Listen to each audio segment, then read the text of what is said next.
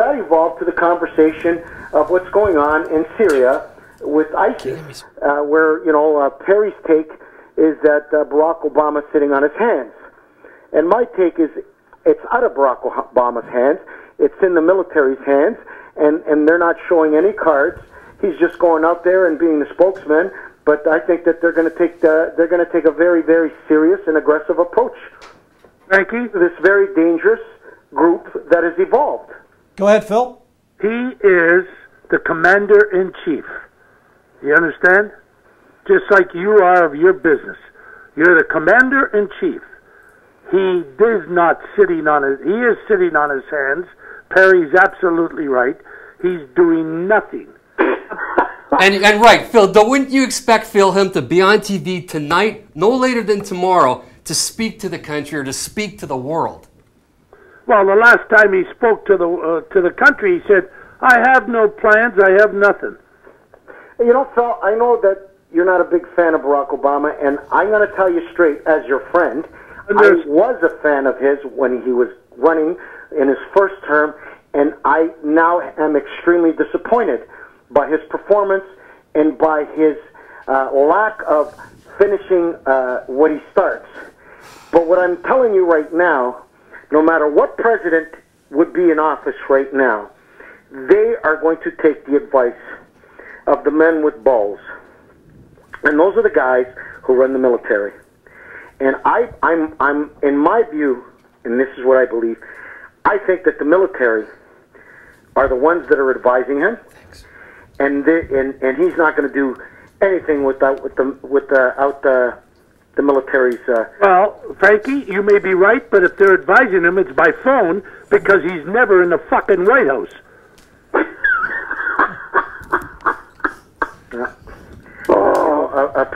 Apparently he got nailed. He got nailed that he was golfing the other day. Oh, never mind the fucking golf. He's going around on his wife. Fundraisers. He's going on fundraisers. He's got crises all over the goddamn world, and he's going on fundraisers. For the Democratic National Party, yeah. What did Bill say? Well, let me tell you this, and I said this just before you came on.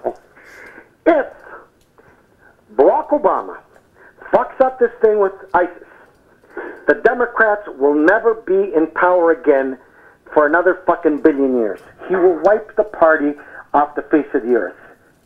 And I'm telling you right now, ironically and disgustingly, this could save the face of the Democrats if they go in there and, Thatcher had a crisis and it saved her political career. Well, let me put it this way, Frankie.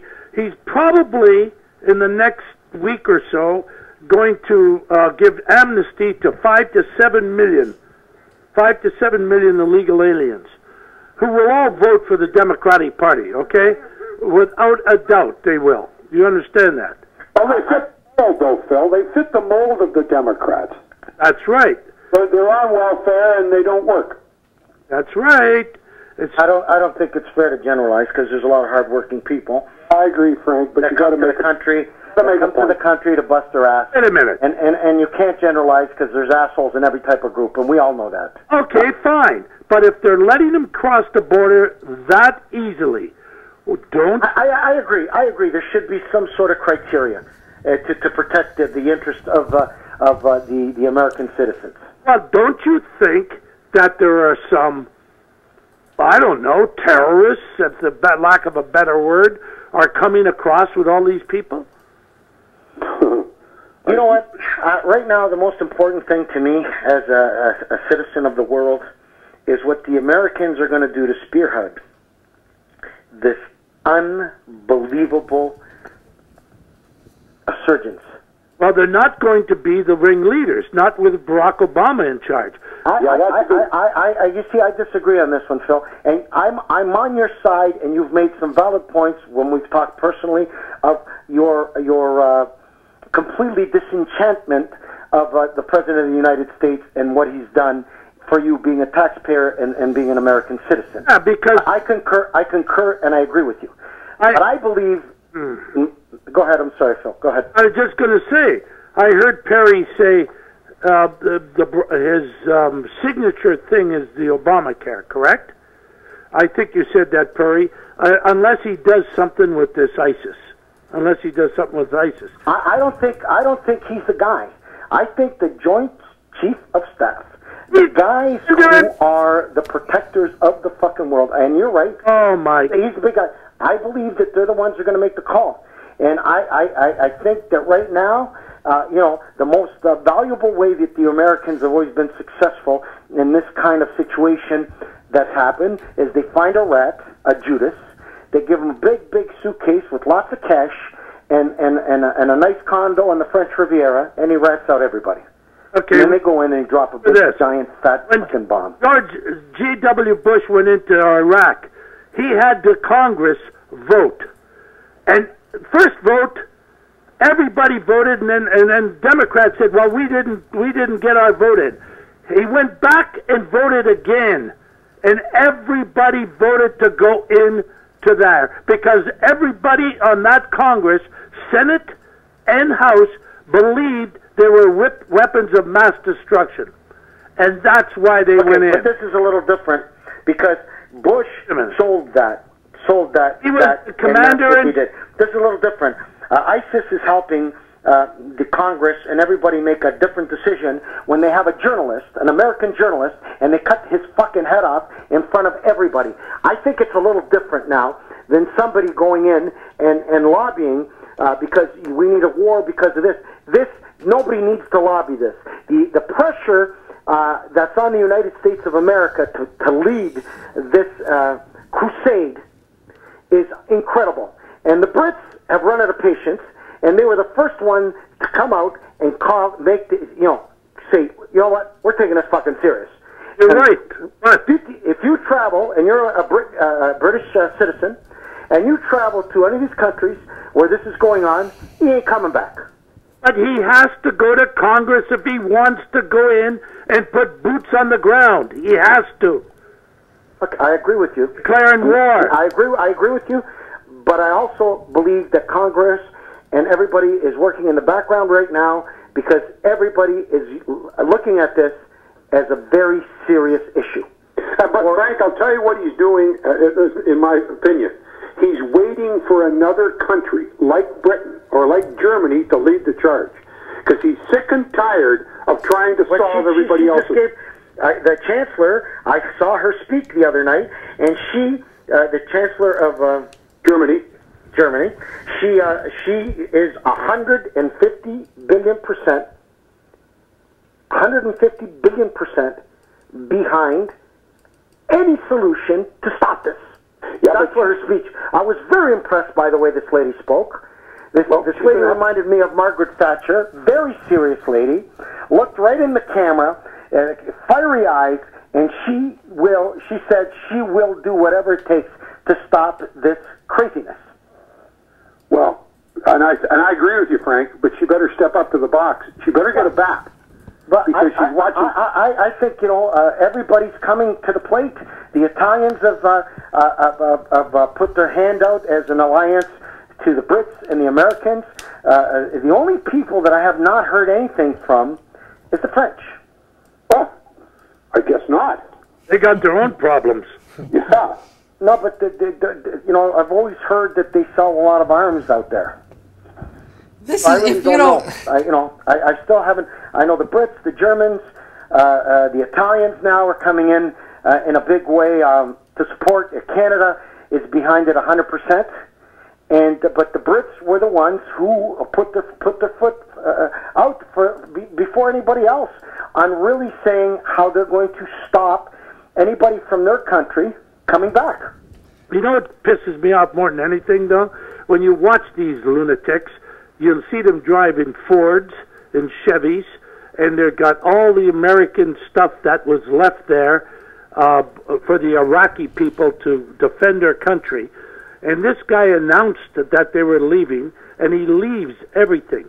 I guess that's what you do in life, right? When you're out of war, I don't know. Do you just leave your machine guns and your fucking tanks and everything else there for the enemy to take? Is that what you do? I don't have any clue. on what their concept on how they're running this. And also, I don't know if it was Perry or Tony Ambrosia said, nobody really has a clear understanding what their mandate is. Who, the ISIS people?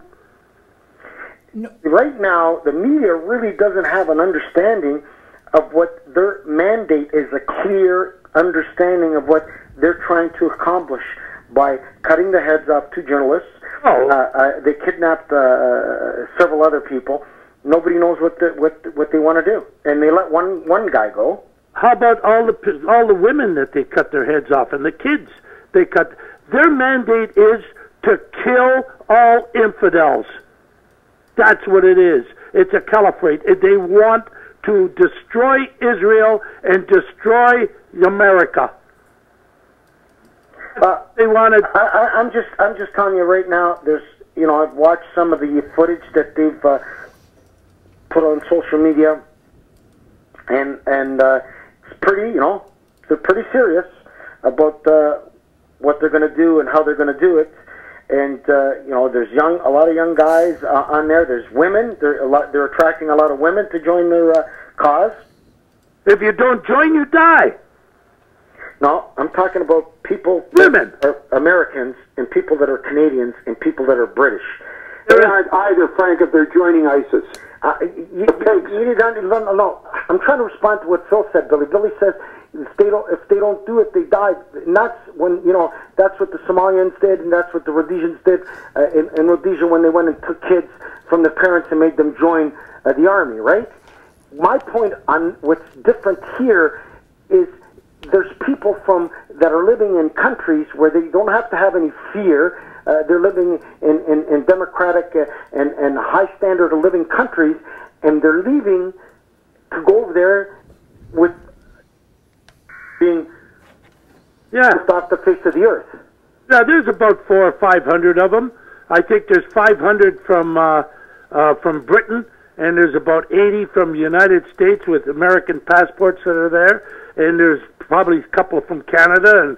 And sure, they're going over there. They're not. Well, that's why they're like everybody's freaked out. They're freaked out over this. They're freaked out that and the part that I saw the Pentagon and the press secretary of the president saying the big dilemma is these people have valid passports, they're citizens of these countries, and they can travel around freely. Well, there's only one way to stop these people. You can't deal with them. You can't negotiate with them. You've got to fucking wipe them out. And that's what they want to do to us. And the only way, what would you do, Frankie, if you were the President of the United States? What would you do? Well, first of all, I like being intelligent, and when I speak, and sometimes I end up landing with my foot in my mouth. But I would sit down with my people who know things much more than me, and it's the same when I sit down and speak to everybody that works with me in the plant. We have 200 employees, run 24 hours a day, 7 days a week, and we do 50,000 cases. I don't manufacture 50,000 cases. It's done by a bunch of people and infrastructure, and I rely on information. So if I was President of the United States of America, and my guys, my generals, and my top guys who know things that I could never know because he's not a military man, he's a civilian, President Obama, and they said to me, we have a window, just like they did when they found Osama bin Laden, and they said, we've got him, what do you want us to do? He basically pulled the trigger. So if my guys come to me and say, we got a window, we have a great opportunity, we got some very good intel, I'm going to say, do it now. Okay.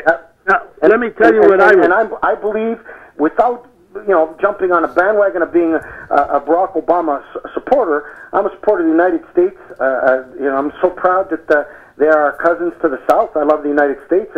I do a lot of business there, and I have an incredible amount of confidence that the Americans, as Americans, are going to make the right decision and be the leaders and the big brothers of the world in this time of extreme crisis, in this time of extreme turmoil and tyranny that's going on in the world.